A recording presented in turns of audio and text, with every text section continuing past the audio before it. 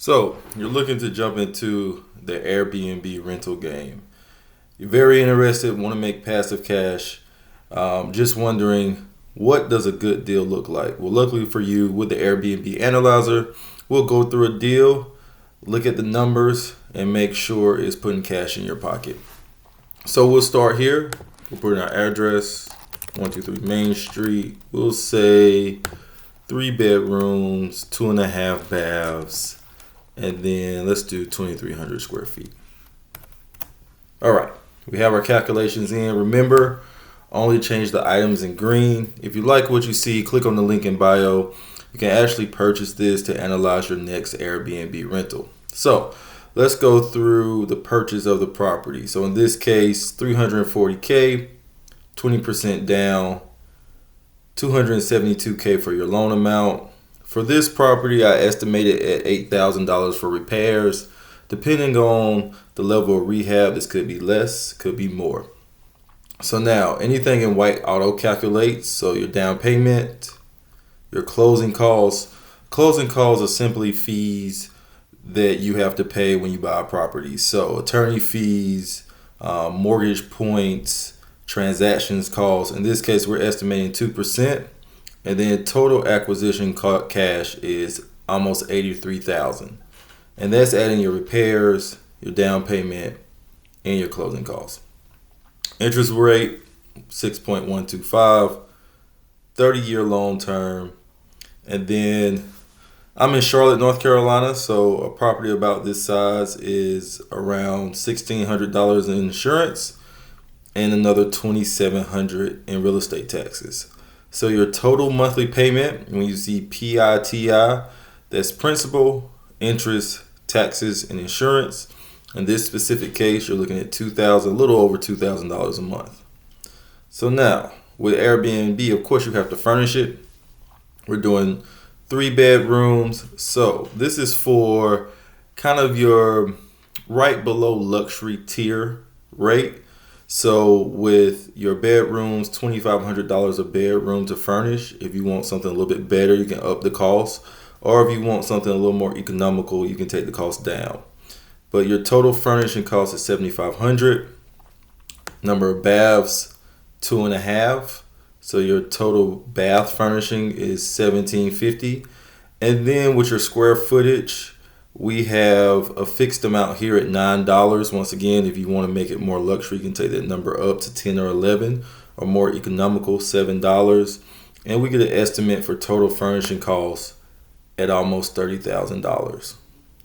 So then we look at our monthly income assumptions. For this specific rental, according to market data, Airbnb.com, as well as AirDNA, your nightly rate was $275. And then occupancy. So this is a real big number here. So I estimated with this rental, it would be occupied 70% of the time, which is about 21 days a month. So this is calculated on a 30-day month. So your gross revenue is almost $5,800. Now, average length of stay. With Airbnb, you can determine if it's a minimum 2 nights, 4 nights, a week. In this specific case, with this Airbnb, I estimated the average length of stay at 3 nights. So that leaves you with 7 stays. So you have 7 stays at 3 nights each stay, and that's how you get your days occupied of 21. So the reason why this is important for your number of stays is you determine your cleaning fee. Now in this situation, cleaning fee income, you're taking your number of stays by your cleaning fee, and you have $1,050.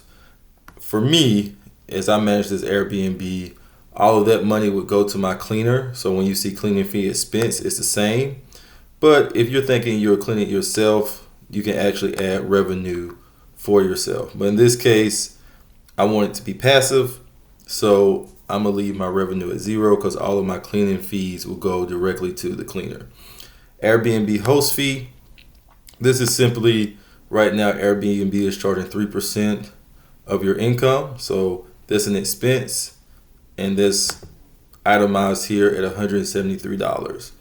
So property management fee. This is a big one. If you manage yourself, you can take it down to zero and see your cash flow go up. But also you have to think about time, opportunity costs. Average is 15 to 30%. For this model, I did 15%, which comes out to almost $900 a month. And then local tax in North Carolina, specifically in Charlotte, Airbnb itself remits taxes, which means they handle the tax on their end. If your county doesn't do that, then you can account for it here. So your net occupancy revenue is almost $4,800 a month. We move down, and then ongoing monthly expenses. So this is an estimate for utilities. As you can see, electric, water and sewer, gas, Wi-Fi, HOA. This specific property, there was no homeowners association, so we put that at zero. If yours is more, you have to account for it here.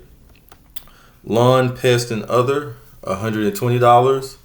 And then maintenance and reserves. Maintenance and reserves, in this case, I put 5%. You can take it up, you can take it down depending on your investment style. I do 5% of gross income just because as people go into the property, rent it out, you want to have a little cash on the side to take care of any unexpected expenses. So that total amount is $289 a month. And then here is an insurance buffer for short-term rentals. If you remember with the insurance, your insurance company may charge more since it's a short-term rental, because to those guys it's more risk, so we account for that here. So now your total monthly ongoing expenses is almost $700. So this is the big piece here, our financial snapshot. So our net occupancy revenue is around $4,700. We minus our mortgage payment and our monthly ongoing expenses, and our monthly net profit in this situation is around $2,000.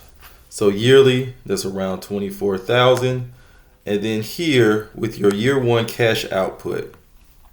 Year one cash output is, if you remember, your repair costs, closing costs, as well as your down payment on top of your furnishing costs. So in year one, you're going to put out to acquire this property, get it up and running, $112,000. And then when you look at your profit, you have $24,000. You take your profit divided by your cash output, and you get what's called cash on cash return. So 21% is really strong. For super passive investments, you're looking at 8 to 12%. Because Airbnb is a little bit more hands-on, your rates tend to be higher. But as I'm looking at this deal, it's really strong. Now, what can we do to further analyze? Well, for one, we could say, hey, what happens if we go in at a purchase price of $300,000? And then here you see your net profit goes up as well as your cash on cash return. But also you can model for your monthly occupancy. So if you're being super conservative and you want to adjust for seasonality, you can put 50%. So if half the time people are in the Airbnb, which is super conservative, you're still making almost $11,000 a year and 11% cash on cash return. Still a good deal. If you're super optimistic and saying, hey, this is going to be rented out most of the time, and we take it up to 90%, now it changes where we're making a ton of cash, almost $42,000 a year, and your year cash on cash return is 40.25%. So this is a companion video for the link in the file. Take a look, guys. Support me, support your financial dreams. Thank you for listening. My name is Charles Burgess. Have a good day.